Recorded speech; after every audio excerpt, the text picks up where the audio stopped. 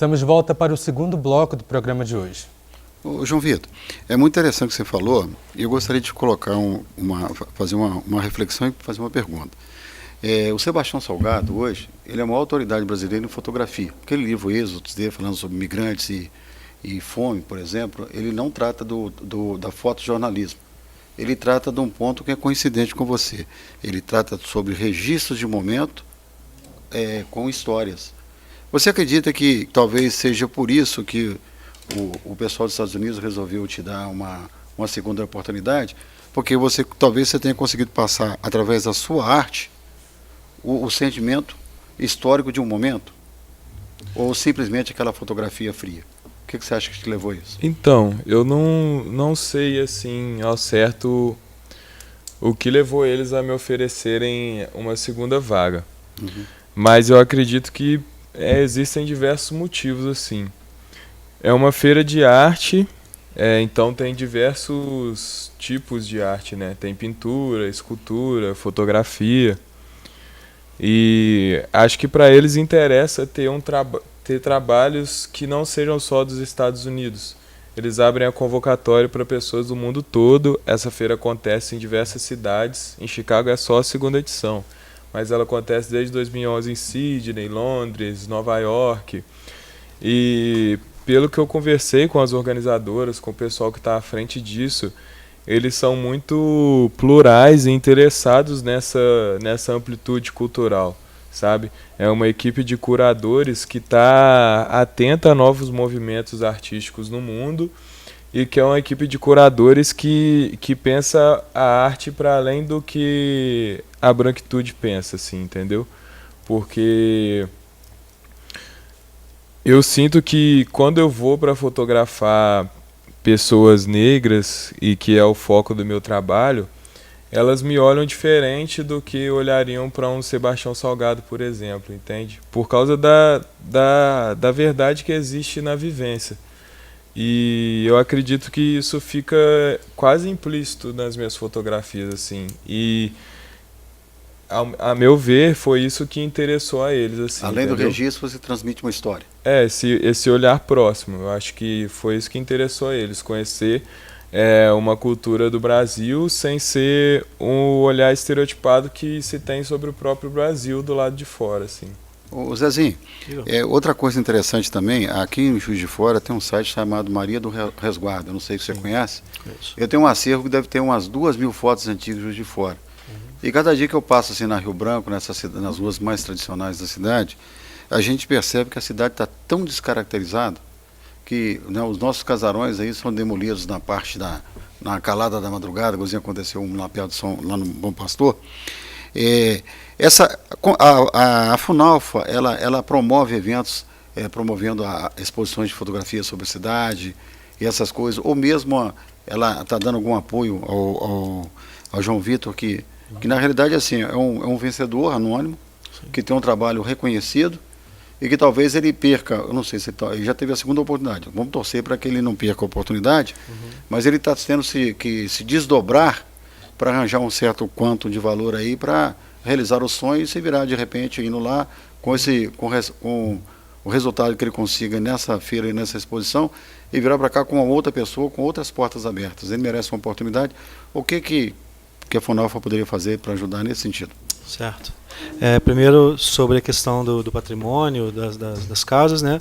A Funalfa tem hoje uma divisão de patrimônio que cuida disso, que estabelece os procedimentos sobre tombamento, que fiscaliza os imóveis que são tombados e que precisam de alguma correção. É a DIPAC quem faz isso. E é um trabalho hercúleo. A cidade tem hoje cerca de 200 imóveis tombados. É uma equipe curtinha que tem que dar conta de toda a demanda sobre o patrimônio da cidade inteira, todos os pedidos de tombamento, e um dia a dia que é complexo. Mas, ainda assim, a gente tem entendido que é um trabalho vitorioso também. A gente tem reconhecimento dentro do ICMS cultural, pontua bastante isso dentro do Estado, que é uma espécie de avaliação estadual sobre tudo que tem sido feito num trabalho pró-patrimônio. No ano passado, por exemplo, teve o centenário do Paço Municipal, né, o prédio onde a Funalfa hoje fica, na esquina do Parque Alfield com a Rio Branco. A gente fez um evento comemorativo do centenário, fizemos um pôster, que é um zine informativo contando a história dele. Então são diversas ações realizadas pela Funalfa que visam a proteção do patrimônio. Em relação ao caso do João, eu confesso que hoje é que eu fiquei sabendo da história dele. A gente teve há poucas semanas uma conversa com outro artista independente da cidade, que é o Ícaro, um rapaz de 14 ou 15 anos que faz slam poético, né, as batalhas de slam. E aí ele foi o campeão juiz-forano, foi o campeão mineiro, foi o campeão brasileiro e agora foi convidado para um campeonato mundial na França. E aí a mãe dele enviou um documento para a Funalfa solicitando apoio de alguma forma. Nós convidamos os dois para irem lá na Funalfa conversar, saber um pouco mais sobre o trabalho que estava sendo desenvolvido, sobre que forma de apoio eles precisavam e entender também como nós podemos ajudar. O município vive um momento muito difícil financeiramente. Eu, que sou artista da cidade também, né, hoje sou diretor-geral do Funalfa, mas em breve deixarei de ser e voltarei a trabalhar com teatro, que é a minha arte que eu escolhi. E eu sei que em outros momentos da prefeitura, com menos problemas financeiros, não só da prefeitura, mas do estado e do país, eu já fui beneficiado por esse tipo de incentivo. Eu já fui a festivais de teatro que a Funalfa conseguia financiar a van que levava o grupo para o Paraná, no sul do país, por exemplo. Já ajuda, né? Já. Mas a gente não está vivendo um momento em que é possível fazer esse tipo de apoio.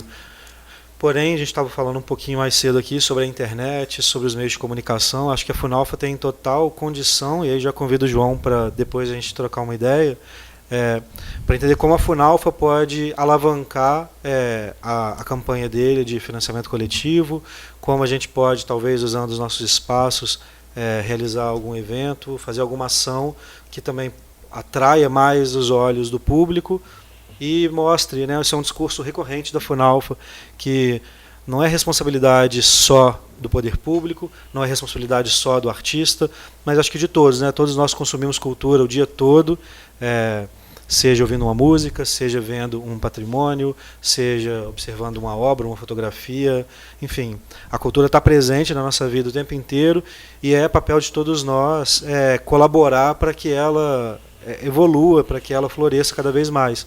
Então a gente tem feito já nos últimos 2 anos um trabalho de captação de recursos através da pessoa física. Isso é muito pouco falado. A gente sempre que pensa em patrocínio fala da empresa, da pessoa jurídica. E através da própria Lei Rouanet de incentivo à cultura é possível o cidadão destinar parte do seu imposto de renda devido para atividades culturais ou esportivas, para a lei do câncer, do idoso, estatuto da criança, enfim, são várias as possibilidades que a gente tem e a gente não sabe desse nosso direito. Então é uma maneira não só de incentivar aquilo que a gente gosta, aquilo que nos toca, mas também de fazer o dinheiro permanecer na cidade, porque aí não vou falar o caso do puxar a sardinha para a gente da cultura, o artista mora, ele come, ele viaja, ele compra roupa, ele consome, ele é um cidadão como qualquer outro. Então, quando o artista é financiado, seja pelo poder público, por uma empresa ou pelas pessoas físicas, ele está investindo na economia da cidade também. Esse dinheiro fica e circula. E isso é bom para todos, porque se circula, a prefeitura também consegue captar mais impostos, consegue investir mais na cidade. Então é aquela relação de ganha-ganha, né? Ninguém está perdendo com isso. Talvez o governo federal, que deixa de arrecadar um pouco, mas eles já arrecadam bastante e a gente muito pouquinho. Então, acho que essa conversa é muito interessante. A gente tem condição de, não acho que aqui no programa, no ar, mas conversando com o João, de trazer mais algumas ideias que possam colaborar com a viagem dele. Que bom que esse encontro aconteceu hoje, então, né, João? Sim. A gente está falando aqui sobre essa segunda oportunidade. Eu acho que a gente deveria deixar claro para as pessoas o que aconteceu, né? Na primeira edição da feira, você foi convidado, mas não conseguiu arrecadar esse recurso e você está passando por esse mesmo desafio agora. E como que as pessoas podem te ajudar? Então, é uma longa história, né? Ou não. Teve a seleção, eu recebi a convocatória através da minha professora Renata Oliveira Caetano. Ela é professora do João 23 e me acompanha assim desde 13, 14 anos, quando eu comecei a me interessar por artes visuais. Ela é como uma mentora assim, minha. Se puderem, conheçam ela, o trabalho dela. E o que ela escreve e pensa. Ela é sensacional. E aí ela me enviou a convocatória, eu fiz tal, fui selecionado. E aí eu conversei com as organizadoras, elas, tipo, apesar da feira receber mais de 100 artistas, elas têm um acesso, assim, a uma comunicação excelente. E eu falei com elas sempre por e-mail, contei que eu era um artista brasileiro, que não tinha a condição de bancar por mim mesmo, estava fazendo a campanha. E elas entenderam assim. E eu consegui pagar 30% do valor, porque tem os custos operacionais de iluminação, tamanho da parede que você escolhe. Eu até escolhi a menor para facilitar, né? E a alta do dólar complicou assim bastante.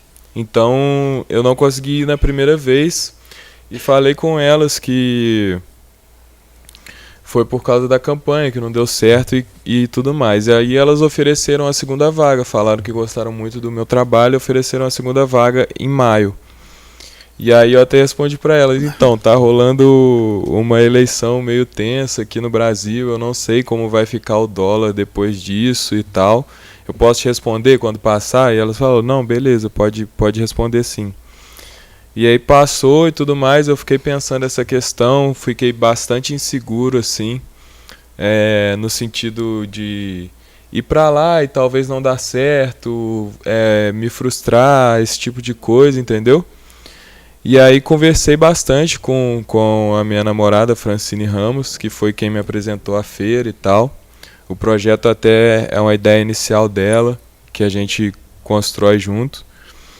E aí ela insistiu assim, não, você tem que ir, porque mesmo que você não consiga nada lá, que não mude a sua vida, o olhar das pessoas para o seu trabalho no Brasil já vai mudar. Isso, infelizmente, é verdade, assim, né? Precisa ter um reconhecimento externo, às vezes, de fora do estado ou de fora do país, para as pessoas olharem para o trabalho. E aí eu lancei a segunda campanha. A primeira foi na vaquinha, não tinha um sistema de recompensa, era só as pessoas apoiando mesmo, doando. E essa segunda eu lancei pelo Catarse, que é um sistema de recompensa que as pessoas apoiam e recebem coisas de volta, recebem brindes, minhas obras e tudo mais. E a campanha do Catarse ela é feita no tudo ou nada. Vamos explicar isso daqui a pouquinho? Beleza. A gente vai pausar o programa mais uma vez, deixar vocês na curiosidade para entender como funciona esse esquema e a gente já volta.